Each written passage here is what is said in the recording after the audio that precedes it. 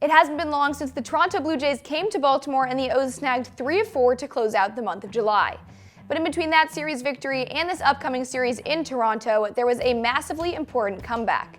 That comeback was against the Cleveland Guardians, who sit just half a game above both the Orioles and the Yankees in the league.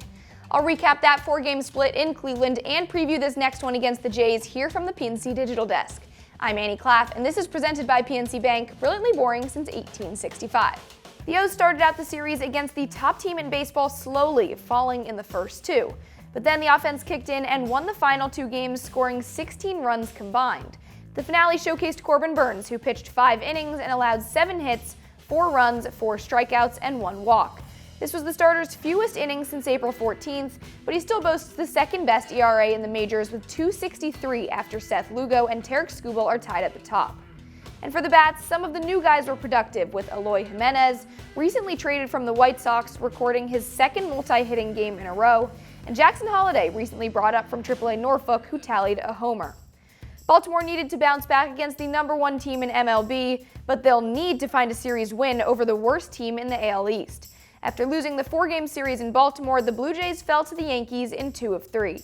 First pitch between these two teams tonight is at 7:07, with MASN coverage starting at 6:30. The player to look out for in this series is one who looked very cold last month but has been coming out of his rut slowly.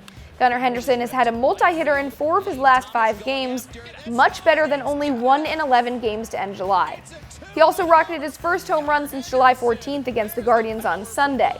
The shortstop seems to be getting back to his scoring ways.